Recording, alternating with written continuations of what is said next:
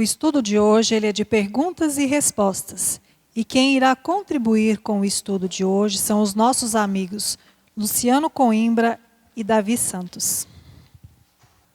Uma boa tarde a todos que nos acompanham pela internet ou que em algum momento estarão assistindo esse vídeo em seus lares. Nós gostaríamos de agradecer a Jesus, a espiritualidade amiga, pela oportunidade, pela oportunidade deste trabalho tão maravilhoso e esperamos, de uma maneira singela e humilde, contribuir de alguma forma, né, respondendo às perguntas que são dirigidas à casa no decorrer da semana. Pedimos a Jesus, bem como a espiritualidade, que nos oriente, que nos inspire, a fim de que a nossa palavra possa, de certa forma, trazer consolo, esclarecimento, paz e alívio a tantos corações que se encontram, né, nesse período de quarentena, nos seus lares, que possam todos se sentirem abraçados por Jesus, né, esse ser maravilhoso, o governador espiritual do planeta Terra, que de maneira alguma nos desampara ou nos deixa só, né? É bem como diz aquele pequeno ditado que o pessoal usa muito, né? O planeta é como se fosse um barquinho, mas no leme está Jesus. Então, esse sentimento que às vezes nos visita quando estamos sozinhos nos nossos lares, naqueles momentos de introspecção, de reflexão, em que nos sentimos sozinhos, né? Que possamos ter em mente e também no coração que ao nosso lado nunca faltará a companhia desse Mestre Divino, amado e que nos ama incondicionalmente, que é Jesus.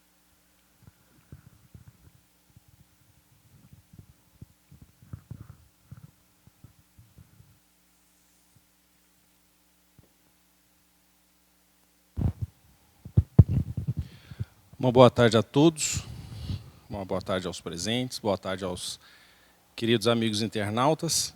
É uma alegria muito grande estar aqui hoje novamente. Agradeço à casa aí pela oportunidade, ao nosso querido irmão Davi, que hoje divide a mesa com a gente. E hoje, mais uma vez, estamos aqui para estudar essa doutrina maravilhosa, com perguntas e respostas. E espero que a gente possa contribuir e levar ensinamentos aí para todos os irmãos. Então vamos lá, Davi? A primeira pergunta aqui, né? Somente na Terra é que acontece o nosso progresso? Não, né? O próprio Cristo, no Evangelho de João, no capítulo 14, a partir do versículo 23, ele fala o seguinte: na casa do meu Pai há muitas moradas, né? E o que é a casa do Pai, senão o universo? Essa ideia de que nós somos os únicos seres, entre aspas, né, inteligentes, nesse vasto universo, ela só vem exemplificar, né, e deixar mais explícito o quanto nós ainda estamos imbuídos de orgulho e vaidade, né? Quanto o ser humano ainda é orgulhoso e vaidoso, de pensar que Deus, na sua infinita misericórdia e sabedoria, ele ia criar um universo tão vasto, infinito e maravilhoso e povoar de seres inteligentes apenas um único planeta, que, de longe, até mesmo no nosso próprio sistema solar, é um dos menores, né? Vamos dizer assim, de uma maneira mais simples de entender, né?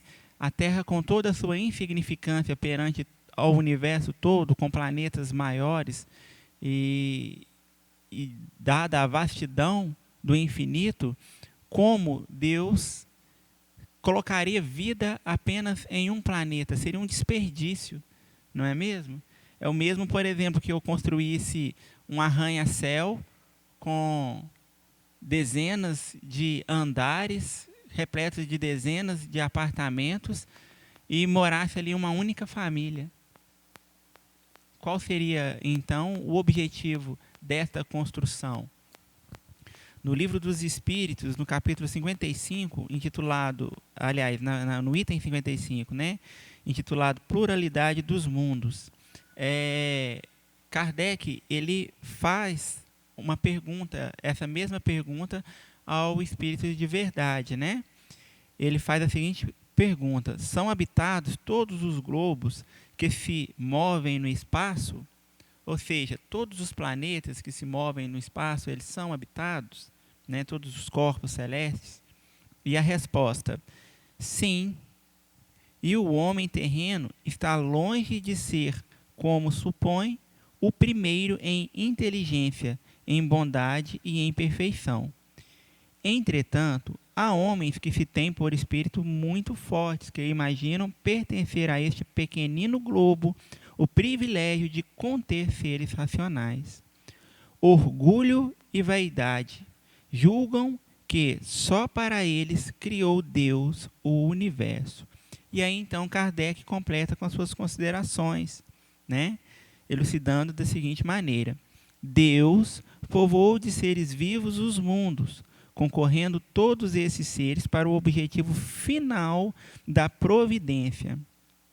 Acreditar que só haja no planeta que habitamos, fora duvidar da sabedoria de Deus, que não fez coisa alguma inútil. Certo, a esses mundos há de ele ter dado uma destinação mais séria do que a de nos recrearem à vista. Aliás, nada há, nem na posição, nem no volume, nem na constituição física da Terra, que possa induzir a suposição de que ela goze do privilégio de ser habitada, com exclusão de tantos milhares de milhões de mundos semelhantes. E aí, então, né, a gente completa respondendo a pergunta: somente na Terra é que acontece o nosso progresso? Não.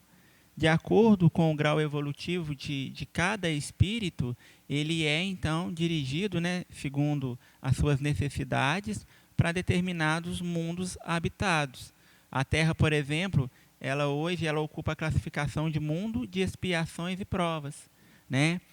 Nós estamos aí com a regeneração batendo nas nossas portas, e isso fica mais evidente ainda nos últimos dias que nós estamos vivendo, no último mês principalmente, né? Essa mudança que o planeta atravessa, onde há um tempo atrás era imaginado que nós ficaríamos reclusos em nossas casas, impossibilitados de um toque, né? de um afeto, de um abraço, de uma convivência mais próxima. Agora, o mais interessante ainda, quando nós tínhamos tudo isso, quando nós tínhamos a liberdade do toque, a liberdade do coloque, a liberdade da conversa, do aperto de mão, da manifestação afetiva, nós nos recolhíamos a um espaço menor ainda, né? Que cabe na palma da mão. E aí, agora que nós só temos esse espaço, nós queremos um espaço maior, que é a sociedade.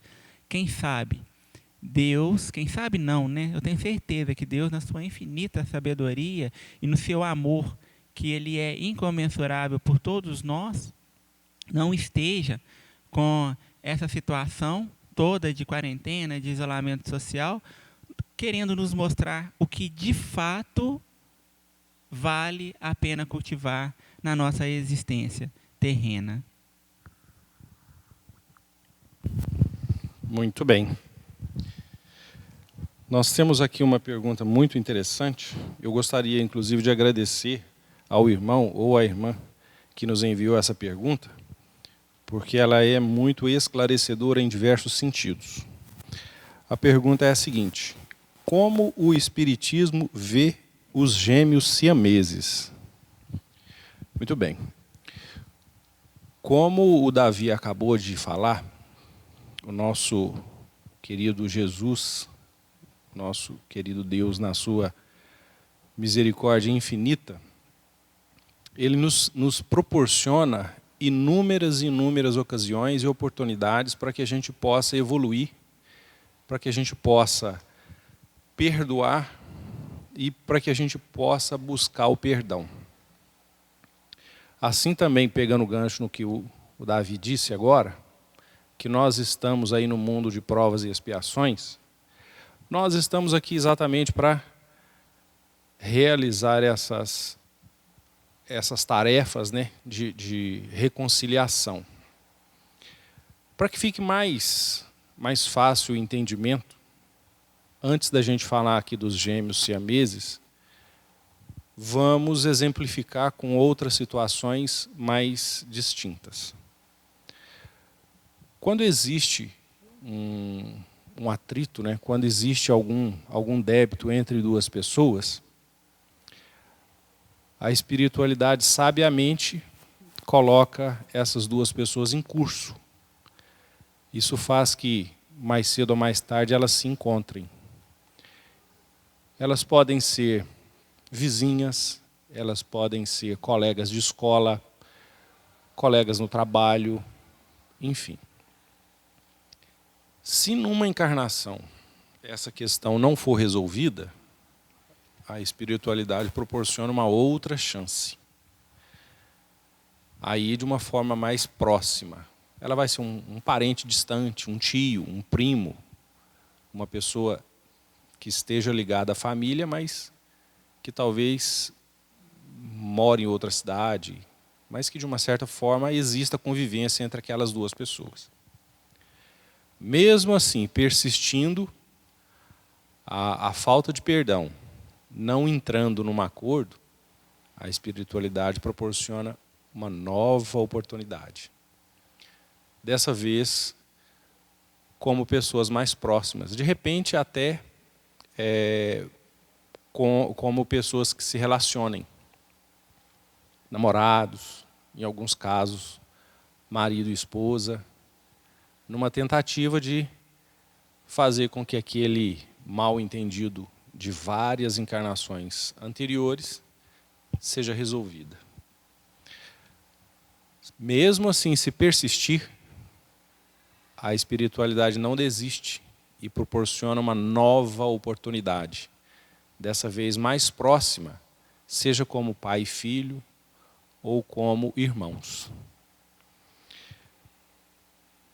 Assim, mesmo nesse último estágio, que as pessoas convivem diariamente e têm inúmeras oportunidades para se ajustar, né, se acertar, se não for feito, provavelmente numa próxima encarnação eles virão como gêmeos siameses.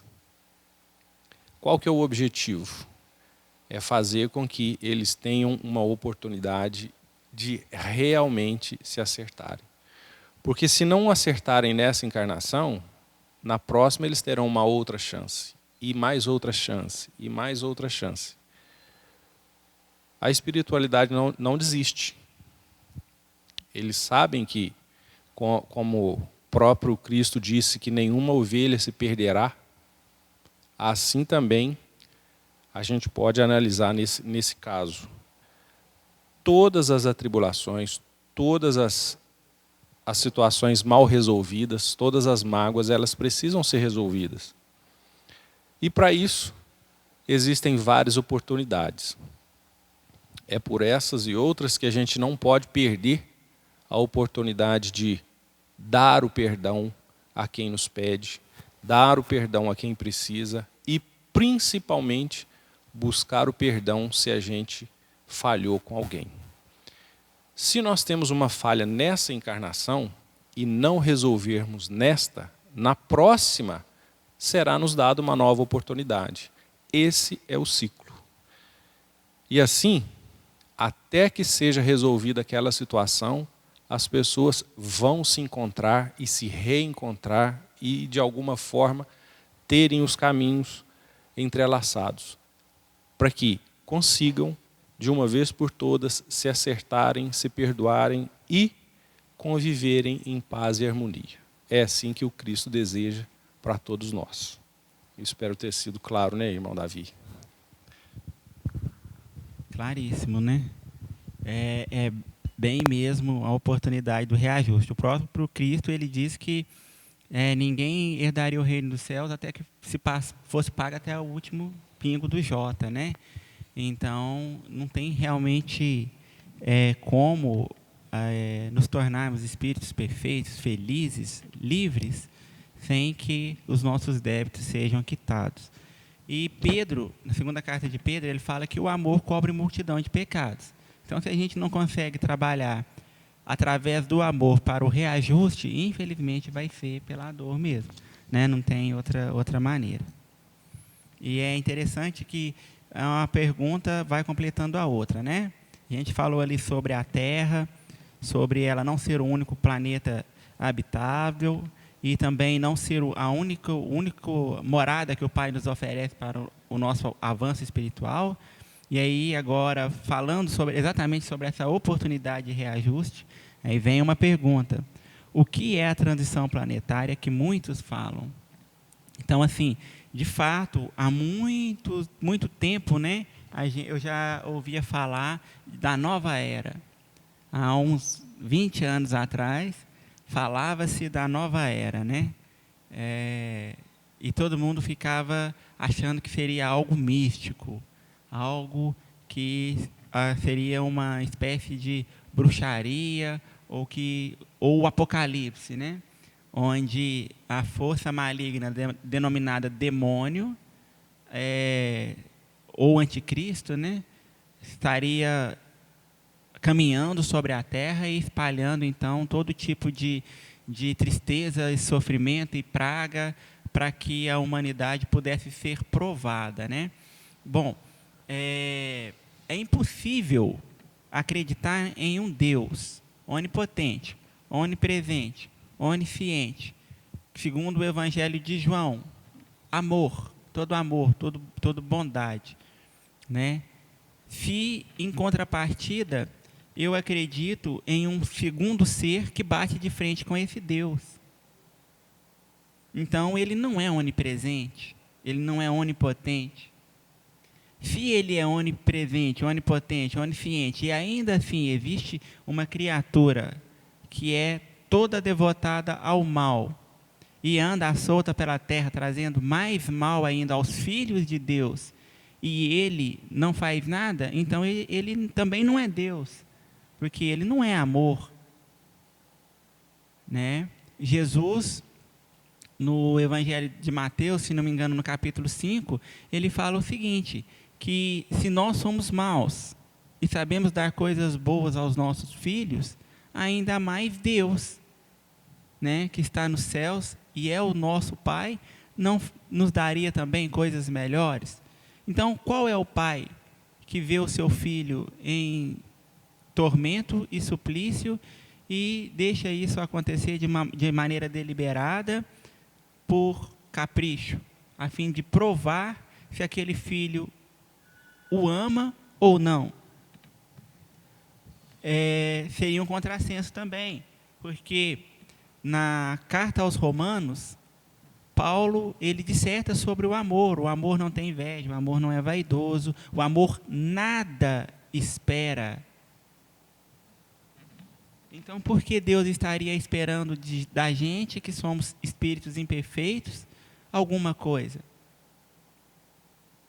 Se Ele nos ama incondicionalmente, né? Então, vamos lá. Vamos falar um pouquinho sobre essa transição planetária, para que a gente consiga desmistificar isso e também para que nós consigamos aceitar, né, de uma maneira mais racional esse processo em que nós estamos começando a vivenciar e que ainda estaremos experimentando novas experiências aí para frente, né? Jesus, no Evangelho de Mateus, no capítulo 24, ele fala exatamente sobre o início das dores, né? Ele fala exatamente sobre isso lá. No Livro dos Espíritos, a questão 1019, né? Depois, a gente não vai aprofundar muito, mas o amigo internauta que estiver assistindo aí o vídeo pode estar anotando essas referências e fazer uma pesquisa mais aprofundada. Na questão 1019, proposta por Kardec, o Espírito São Luís, ele nos diz com clareza o que deverá ocorrer para que o bem reine na terra. Na Gênesis também, no capítulo 18, Kardec ele elucida, né, ele traz esclarecimentos com relação a essa grande transformação planetária, que é o que nós estamos atravessando. Mais recente, nós temos o livro intitulado Transição Planetária, psicografia de Divaldo Franco, né, através de Divaldo Franco, trazido pela nossa irmã Joana de Ângeles, né? E ali ela vai tratar de vários assuntos relacionados a essa transição planetária que nós estamos vivenciando. Dentre elas, eu ressalto a palavra do mentor Orion, né? Que ele nos esclarece sobre a vinda de espíritos de uma hierarquia superior a que nós temos hoje, de espíritos encarnados na Terra, e que serão colaboradores do Cristo nesse processo de transformação, né, de regeneração do planeta. E aí ele fala o seguinte: de todas essas comunidades, ou seja, colônias espirituais, seguirão grupos espirituais preparados para a disseminação do programa, comunicando-se nas instituições espíritas sérias e convocando os seus membros à divulgação das diretrizes para os novos cometimentos. Expositores dedicados, médios sinceros, estarão sendo convocados a participarem de estudos e seminários para que seja desencadeada uma ação internacional no planeta, convidando as pessoas sérias à contribuição psíquica e moral em favor de um novo período. Ou seja, para que haja essa transformação planetária, para que a Terra ela consiga subir nessa classificação dos mundos, é necessário que haja uma regeneração, né? É necessário que haja o quê? Uma modificação da forma que o ser humano venha a pensar e sentir o próprio ser humano. A maneira como eu vejo o meu irmão, a maneira como eu sinto as dores do outro, né? Com essa situação do Covid-19 que nós estamos vivenciando, a gente vê os dois extremos, né? Nós vemos, logo ali no início, pessoas que corriam para os supermercados e compravam todo o estoque de álcool em gel que estava disponível e faziam compras, numa perspectiva de um cenário apocalíptico. E já em contrapartida, nós vemos empresas, empresários, artistas, pessoas das mais diversas matizes e que ocupam os mais diversos setores socioeconômicos do planeta, ajudando que seja com a produção de uma máscara, para que os menos favorecidos possam, de alguma maneira, sobreviver, né? Possam se proteger. Empresas que antes fabricavam bebidas, aí passam a fabricar álcool, gel, a fim de que possa comercializar com um custo mais baixo. Empresas que eram ligadas ao plástico, à matéria-prima descartável, vamos colocar dessa forma, produzindo luva, produzindo avental, empresas ligadas à tecnologia, produzindo respiradores, empresários doando milhares e milhares de reais, de dólares, a fim da construção de hospitais de campanha, de doações de cesta básica, né? Artistas cantando gratuitamente, fazendo suas lives aí pelas redes sociais, arrecadando toneladas e mais toneladas de alimento, de medicação. Então a gente vê que há dentro do ser humano o cerne do amor, da bondade, da caridade, né? Às vezes precisa realmente ali de um empurrãozinho para que isso se torne mais evidente do que esse cenário que a gente tem vivenciado nos últimos anos, de violência, de intolerância, né? Eu até costumo falar com as pessoas que às vezes a gente conversa, até mesmo nas conversas que a gente tem dentro de casa, mas a gente só vê notícia ruim na televisão. Tá, a gente vê notícias ruins na televisão porque é o que vende. é o que as pessoas estão acostumadas a consumir, né?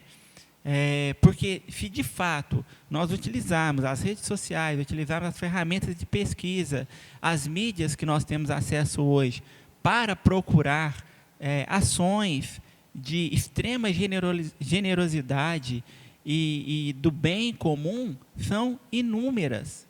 Na nossa cidade mesmo, quantas pessoas, de maneira anônima e silenciosa, não trabalham para o bem-estar comum do próximo.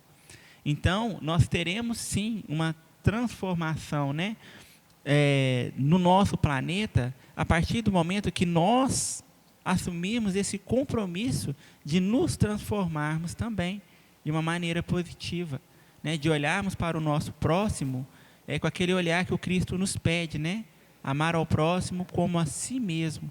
E, às vezes, nós estamos tão preocupados conosco que nós esquecemos de olhar para o lado. É interessante que tem uma citação de uma história vivenciada por Chico, né, que fala o seguinte: quando ele estava ali, ele, como todo ser humano, ele tinha seus momentos de depressão, de dificuldade, né, de conflitos interiores. E quando ele se pegava nesses momentos, né, de tristeza, sem saber como seriam as coisas, e dado ainda tudo o que ele enfrentou para divulgar o Espiritismo, para levar, né, a sua missão como apóstolo do Espiritismo, da forma como ele levou, quando ele se encontrava naqueles momentos de maior angústia e de depressivo, Emmanuel falava para ele o quê? Falava para que ele saísse de casa e fosse até a periferia da sua cidade e visitasse ali as famílias que tinham mais dificuldade, né, com mais problemas. E aí, segundo o relato dos que contam essa história, fala que ele voltava de alma lavada. Porque, de fato, às vezes nós temos dificuldades financeiras, dificuldades emocionais, dificuldades até mesmo de cunho afetivo,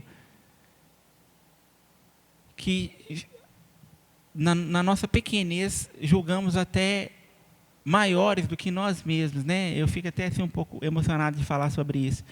Mas aí você visita um hospital do câncer, por exemplo, e você vê pessoas ali mutiladas, pessoas em tratamento, e com um sorriso enorme no rosto. E você senta para conversar com elas 5 minutos e elas te dão verdadeiras lições de vida. E aí você consegue ver que os seus problemas são pequenos. Porque a pessoa está ali, ela não sabe como, nem se vai estar viva no dia seguinte. E, no entanto, ela fala de Deus, ela fala de que vai dar tudo certo, que vai ficar tudo bem. E, às vezes, a gente não consegue ter esse olhar dilatado, né? Então, a transição planetária, ela está aí para que a gente consiga ter essa mudança interior, para que nós consigamos ser melhores amanhã do que nós somos hoje, do que nós fomos ontem. E aí, sim, nós viveremos num mundo em que já não será tão necessário, já não será mais necessário tanto sofrimento, tanta dor, né? Já não teremos mais tanto o que espiar, porque nós já vamos estar entendendo, já vamos estar compreendendo que mais vale trabalhar pelo amor do que pela dor.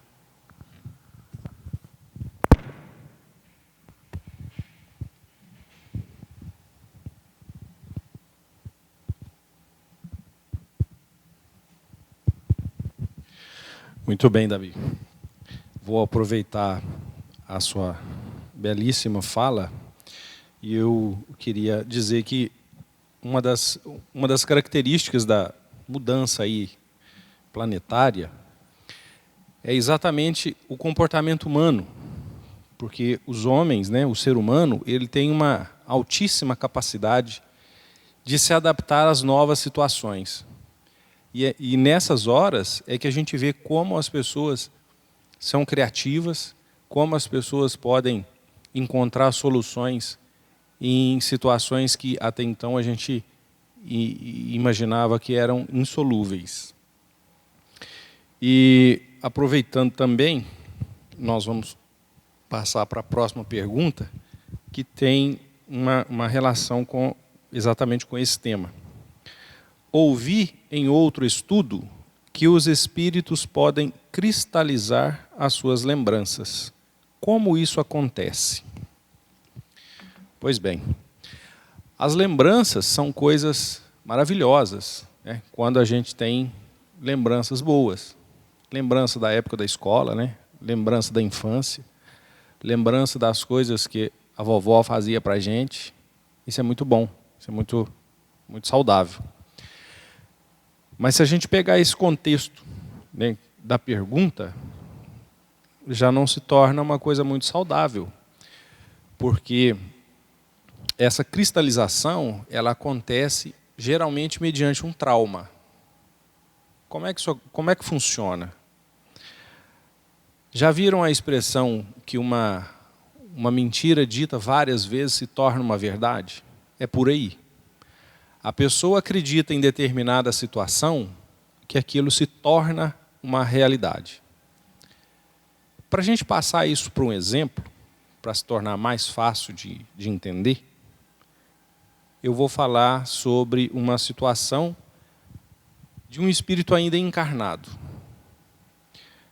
Num determinado momento, um jovem foi visitar os seus avós e viu que a sua avó estava agoniada, estava triste, porque aquele cabidezinho do banheiro onde pendura a toalha tinha caído. E ele falou: mas vó, só por isso a senhora está tão triste? E ela explicou que não era porque aquela presilha tinha caído, é porque aquela presilha foi a primeira que ela conseguiu quando ela se casou. E ela tinha, por ela, um sentimento especial. E no banheiro dela tinham 3 presilhas. Uma presilha para a toalha dela, uma presilha para a toalha do marido e uma presilha para a toalha de rosto. E a presilha que tinha caído era a presilha do marido dela. E ela ficou com aquela sensação que se a presilha caiu, meu marido vai embora. É uma relação que não tem nenhum significado, não quer dizer nada. Uma forma que ela encontrou de substituir essa sensação, esse sentimento de eu vou perder o meu marido, ela passou a colocar a toalha dele sobre a toalha dela. E o neto ficou sensibilizado com aquilo e falou: olha, eu vou arrumar essa presilha para a senhora. Eu não sei se chama presilha aquilo, eu estou falando presilha, mas é aquele cabidezinho lá do banheiro que a gente pendura as coisas. E ele tentou encontrar um igual e não conseguiu, porque era muito antigo. E ela não queria que trocasse, porque aquele foi o que ela tinha conseguido. E ele não desistiu. Procurou, até que um dia alguém proporcionou para ele uma solução, e eles conseguiram recondicionar aquela presilha, e ele chegou e instalou a presilha para ela, no momento que ela não estava. Depois de vários dias, ele voltou à casa dela e percebeu que a toalha estava ainda uma sobre a outra. E ele falou: uai, vó, a presilha está lá, está arrumada. Não, não está não. Tá, só pode ir lá para a senhora ver. E ela foi ao banheiro e viu que realmente a presilha estava lá na parede. Ela chegou, pegou, puxou, testou para ver se estava legal, se estava funcionando. Tirou a toalha do marido de cima da toalha dela e colocou na presilha nova e ficou feliz da vida. O que essa história quer mostrar? Que aquele período que a presilha estava lá, mesmo ela vendo a presilha lá fisicamente, no consciente dela a presilha não estava funcionando, é como se ela não existisse. Isso causou uma imagem cristalizada. Ela tirou da cabeça dela aquela presilha e no banheiro dela só tinha uma funcionando para as 2 toalhas, além da toalha de rosto. A partir do momento que o neto contou que a presilha estava funcionando, foi necessário que ela voltasse para se certificar daquilo. Mexeu, pendurou, testou, até colocar a toalha de volta e se certificar que realmente estava tudo ok. Nesse momento, ela teve essa cristalização rompida. Ela se libertou dessa cristalização. Para a gente dar um exemplo agora mais simples, até em tom de brincadeira, não que o tema leve a brincadeira, mas só para que o pessoal entenda. Já viram aí quando a gente abre a porta da geladeira e grita assim, o leite acabou? E o leite está lá na nossa frente gritando. É mais ou menos por aí. O que os olhos captam nem sempre é o que o consciente da pessoa enxerga. Às vezes, existe aquela coisa física ali na nossa frente e a gente não consegue enxergar. É claro que nessa situação, é só um exemplo, mas na situação da senhora, que ela deixou de enxergar aquela presilha ali, isso acontece muito, porque ela imaginou uma determinada situação, que se ela perdeu a presilha, ela ia perder o marido, e acabou ficando com aquela imagem fixa, aquele pensamento que estava certo daquela forma. Para a gente trazer isso para o contexto espírita, existe uma história, me fugiu o nome do livro agora, Davi, se você souber, me lembra, por favor, onde um espírito conta a história que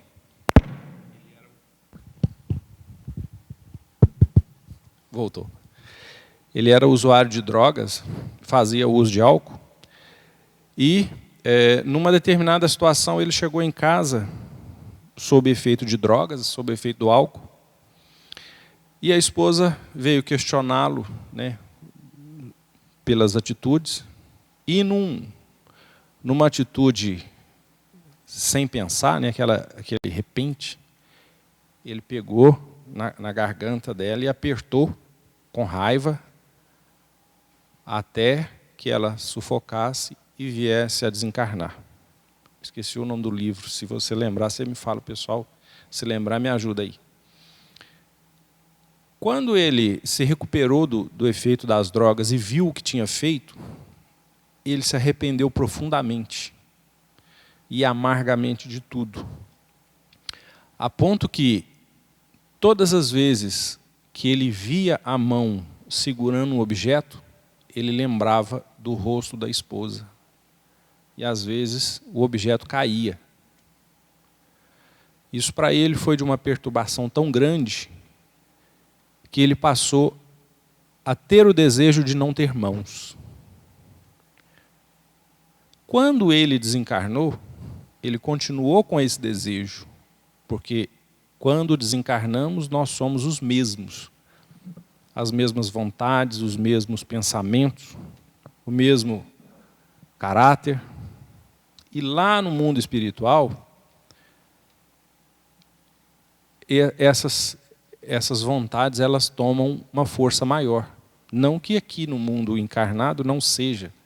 Aqui também o pensamento tem um poder incrível. Mas no mundo espiritual isso pode tomar forma, a ponto de, na sua próxima encarnação, ele realmente nascer sem as mãos. O que aconteceu? Ele desejou tanto não ter as mãos, para não ter aquela sensação de estar apertando a garganta da sua esposa, que era uma pessoa que ele gostava, mas no momento alterado pelas drogas, no momento de fúria, acabou cometendo um ato que se arrependeu profundamente.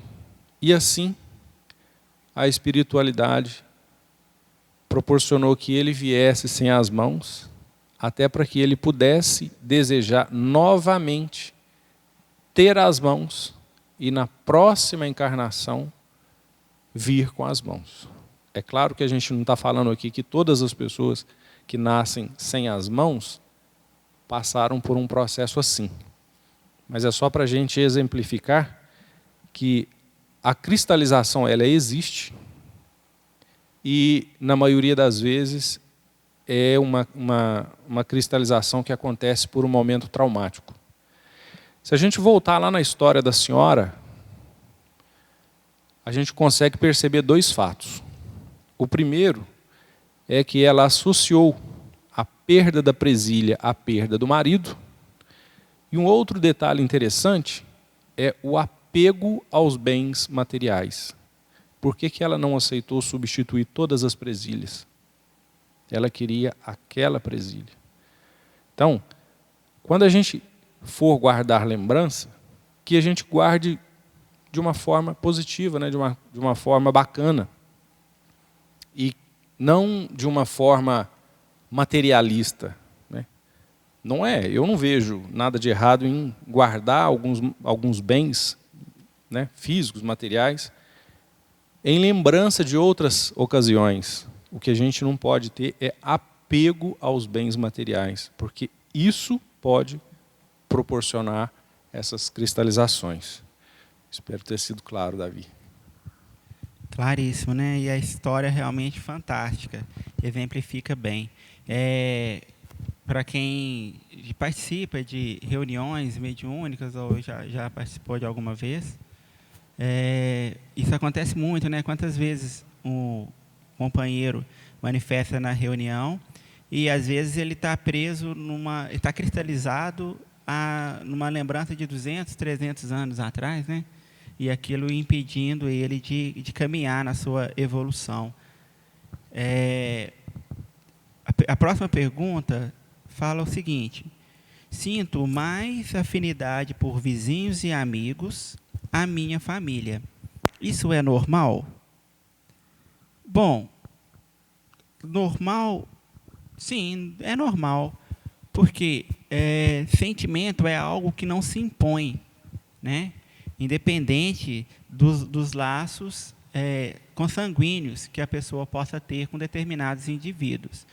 E a gente vê isso fica muito exemplificado quando nós estudamos sobre a reencarnação, né? Quantas vezes nos deparamos com indivíduos na nossa caminhada encarnatória e que de cara a gente já tem ali uma estima incrível pela pessoa, já sente aquele carinho, já as ideias já batem, e com determinadas pessoas isso acontece completamente o contrário. Às vezes, mesmo no seio familiar, né, seja o irmão, seja a irmã, o primo, acontece até mesmo entre pais e filhos essa animosidade, algumas vezes até gratuitas. Eu já falei isso aqui algumas vezes e sempre repito porque fica muito bem exemplificado, né? No livro Jesus no Lar, no capítulo 1, intitulado A Escola das Almas, Neio Lúcio fala exatamente sobre a família, sobre esse cadinho, sobre as ervilhas que precisam ser cozidas ali para que então possam ser digeridas, né? Nós nos encontramos inseridos no contexto familiar ao qual a espiritualidade nos situa por necessidade.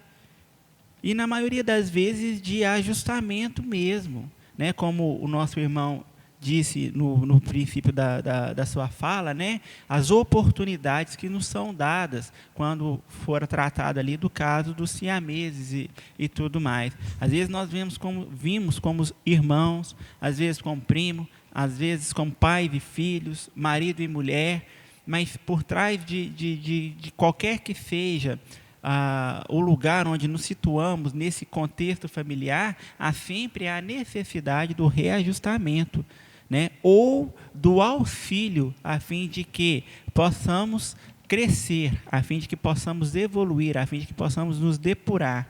Agora, como que nós podemos fazer para que isso se torne menos agressivo para a nossa caminhada terrena, né? só tem uma forma, aplicando a lei de amor e caridade, né? Principalmente a caridade. Nós sabemos que fora da caridade não há salvação, não é verdade? Mas agora, que caridade é essa? É apenas dar uma esmola? Eu tenho uma animosidade com o meu irmão, por exemplo. E aí eu vou dar para ele uma esmola, vou dar para ele uma cesta básica e a gente vai ficar quite. É assim que funciona? Não. É perdoar, né? É perdoar, é compreender, é se colocar no lugar do outro. Na questão 886 do Livro dos Espíritos, né, é feita uma pergunta: qual o verdadeiro sentido da palavra caridade, como entendia Jesus? Porque Jesus é o nosso exemplo máximo do amor aplicado, né? Não tem nenhum outro ser, nenhuma outra figura que tenha caminhado no planeta que exemplificou tanto o amor como Jesus, que exemplificou tanto o amor quanto a caridade como Jesus. Tem uma passagem no Evangelho que eu acho fantástica, que mostra muito, né, essa característica do Cristo de acolher, de amar, de servir. Disse que ele estava descansando debaixo de uma árvore, à hora meia, né, a gente compreende que seria por volta de umas 3 horas da tarde, mais ou menos. E aí, então, chega uma pessoa, chega um homem, né, ele é intitulado como sendo um centurião, ou seja, ele era um homem de autoridade, e aí ele diz para Jesus que ele precisava do auxílio do Cristo, porque um dos seus servos, o qual ele amava muito, estava perecendo. E aí, é tão interessante que o próximo versículo não nos descreve assim: Jesus pensou e respondeu. Fala o seguinte: Jesus se coloca de pé e diz: vamos até ele. Quer dizer, ele estava descansando, o que significa que ele já tinha trabalhado muito. E aí chega alguém pedindo seu auxílio, ele se põe de pé, ele abdica daqueles seus poucos momentos de descanso e fala: vamos lá resolver o seu problema, né? E aquele homem então fala: olha, eu também sou um homem de autoridade. Quer dizer, ele reconhecia no Cristo a autoridade espiritual que ele era dotado, né? E fala: basta que eu diga a um servo vai, e ele vai. Então, com você vai ser a mesma coisa. Basta uma palavra sua, eu tenho certeza que o meu servo vai ser salvo. E aí Jesus então responde: faça-se segundo a tua vontade. Por quê? Como Jesus entendia a palavra caridade, como ele exemplificava a caridade: benevolência para com todos, indulgência para as imperfeições alheias e o perdão das ofensas. Olha aí a receitinha para que, mesmo com aquele familiar que eu não me consigo conviver bem, eu tenha pelo menos uma convivência melhor, né? Eu tenho que ser o quê? Benevolente. Tenho que ser indulgente para com as suas imperfeições, porque também eu sou imperfeito. Eu não sou um poço de santidade. Uma pessoa que seja classificada como um espírito de luz, né? Eu também tenho meus momentos de dificuldade, meus momentos de imperfeição, os meus momentos de frustração, de tristeza, de angústia, e que na maioria das vezes a gente acaba fazendo ou falando coisas que mais na frente a gente reflete e diz: não precisava ter sido desta forma. Mas espera aí, somos humanos e estamos caminhando para sermos melhores, né? Indulgência para as imperfeições alheias e o perdão das ofensas. Nossa, acho que essa terceira coisa aqui é a mais difícil, né? Porque perdoar, de fato, é muito difícil. Porque tem gente que fala assim: eu perdoo fulano, mas eu não quero nem que ele passe na minha frente. Perdoou mesmo? Porque perdoar é quando você se lembra da ofensa e não sofre mais com ela. Lembrar da ofensa, a gente vai lembrar, porque se acontece de eu esquecer, ou eu estou com Alzheimer, ou então com um ataque de amnésia, né? Esquecer a gente vai. Aliás, lembrar a gente vai. Mas daí, qual o sentimento que eu tenho quando eu me lembro? Eu ainda não tenho um sentimento legal, Davi. O que eu posso fazer? Ao invés de rogar praga, faz uma prece para a pessoa que ofendeu e para você mesmo, né? Para mim mesmo. Olha, Deus, eu quero perdoar, mas eu ainda estou com esse sentimento, então me ajuda, né? Tem até aquela fala, aquela citação que é muito bonita: me dá um coração segundo o seu, para que eu possa amar o meu próximo e para que eu possa perdoar também, porque por enquanto eu ainda não consigo. Quer dizer, vibra numa faixa diferente, né? Aí chega aquela pessoa que às vezes convive no mesmo ambiente doméstico e faz alguma coisa, né? Que te ofende, que te magoa, que te tira do sério. Tenta perdoar, se não consegue perdoar, não retruca, não briga, não discute, né? Por exemplo, se alguém vier me dar esse lápis como um presente, cabe a mim aceitar ele ou não, né? Se eu decido aceitar esse lápis, eu vou guardar ele comigo, eu vou utilizar ele, ou vou fazer como você disse, né? Vou cristalizar a lembrança dele e aquilo vai me acompanhar o resto da vida. De outra forma, se eu decido não aceitar o lápis ou a ofensa, a pessoa volta com ela. E quem vai sofrer com isso vai ser ela mesma. Porque triste é quem precisa humilhar o outro para se sentir bem, né? Essa pessoa sim é infeliz. Agora, quando eu consigo perdoar, quando o mal que o outro me deseja não me faz mal mais, aí eu estou caminhando para construir e conquistar a minha felicidade interior.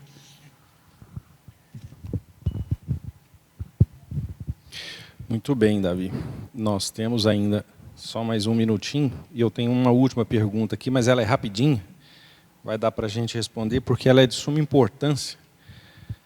O irmão ou a irmã pergunta assim: mesmo estando em idade avançada, somos capazes de mudar uma vida que já está no fim? Com certeza. Com certeza, sim. Chico, inclusive, tem uma frase famosíssima, né? Muito repercutida, onde ele fala assim que nós não somos capazes de recomeçar, mas nós somos capazes de mudar o hoje e proporcionar um novo fim. Então, eu acho que essa frase, por si só, responde tudo, né?